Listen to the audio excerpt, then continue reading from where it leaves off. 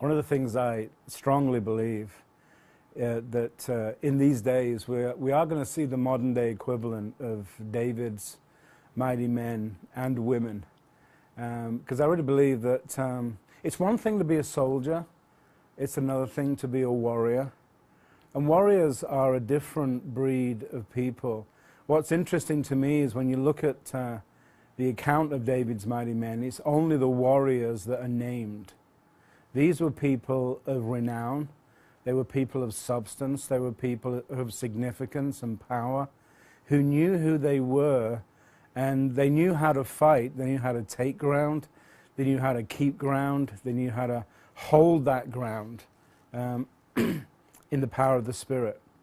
And so I had great fun writing a whole series of books, and the series is called Way of the Warrior. The first book is really about the qualities of a spiritual warrior.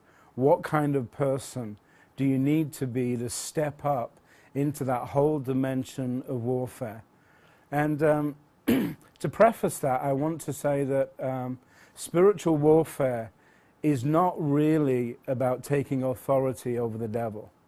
It's primarily about discovering the sovereignty, the supremacy, and the majesty of Jesus, and learning how to track from heaven to earth rather than earth to heaven. And so the qualities of a spiritual warrior is someone who really understands, has seen, and has embraced a spirit of majesty in their own life. I believe strongly that there is a place in the Spirit set aside for us where we can make the enemy tired and weary and despondent and depressed, requiring therapy. There is a place in the Spirit set aside for us. And curiously for me, I've discovered that the fruit of the Spirit is actually a more powerful weapon against the enemy than the gifts of the Spirit. So the very fact that you can defeat the enemy by learning to live in peace. You can overwhelm the enemy by living in joy. You can weary him by your grace. You can depress him by the love and the kindness and the patience that's actually present in your life, especially patience. Because the enemy doesn't have any patience. He left all of that behind when he fell from heaven. And so it's an amazing thing to me is that the nature of God, which makes us Christ-like, is the very thing that overwhelms and defeats the enemy. There's a place set aside in the Spirit where we get to become more than conquerors. And that's what being a warrior is. You inhabit a whole different dimension of spirituality, of thinking, of perception. There's a greater sense of God consciousness about you. So much so that as you begin to absorb those truths and as you begin to embrace them, then they actually flow out of you and you start to manifest that warrior spirit in the way that you actually walk your way through this world. And how you counter problems, how you stand against situations and issues. I think, we're all learning that our circumstances are not the problem.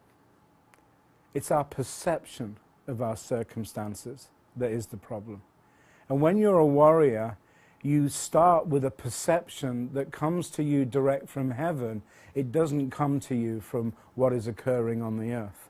And so when you manifest your spirit, which is the title of the second book, then it really is about you deliberately stepping into your own identity and revealing that in the situations and circumstances in which you find yourself. So you learn to live from the inside to the outside. And the third book in the series is Coming into Alignment, which really is coming into a place where you deliberately align yourself with how you are known in heaven, how you are perceived in heaven, what your identity is that comes to you from heaven. You step into that place of agreement, you step into the place of alignment, and you step into the passion and particularly the intentionality of that identity. And it's your identity that actually opens up a way for you to experience and come into your destiny. What you were created for, what your role is in the earth, what your persona is in terms of how you're known in heaven. You begin to deliberately align yourself with how God sees you. And that's when you notice that the intentionality of God himself flows into your life in such a powerful way that you become significant even when you're not trying to. Every word out of you has substance to it. It has weight attached to it. You're looking for an impartation. You're looking for release. So you become a breakthrough ministry in terms of how you think, how you perceive, how you speak, how you act. So your language changes, your posture changes in the earth. And there is a freedom and a power that comes with that actually causes you to overwhelm and overcome and overpower every obstacle set against you. And so you come into that place of inheritance that carries with it a heritage. You know, Isaiah 54:17 says that no weapon fashioned against you can prosper.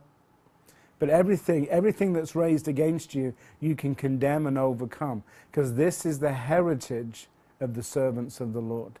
And warriors are people who live with a consciousness of their heritage. This is who I am in heaven. This is my identity in Jesus. Therefore, this is how I'm going to behave. It's how I'm going to act. It's how I'm going to position myself before heaven to receive breakthroughs and downloads and so on. And so a warrior is one who with deliberate intention, they have a focused intentionality that enables them to position themselves exactly where and how the Father is describing to them, so they can enter into the battle at a high level and achieve breakthroughs, not just for themselves, not just for their families, but for their churches, for their cities, for their state, for their country. We're going to see men and women of that caliber and quality who cannot be overcome, who cannot be overwhelmed, and because they live a life that is full of amazement and astonishment, and they have a strong sense of wonder, which is what you would expect from people who travel in majesty and who take all of their reference points from the presence of the King himself. So that's the Way of the Warrior series, and I love writing it, I love speaking it, but mostly I really love living it. It's cool.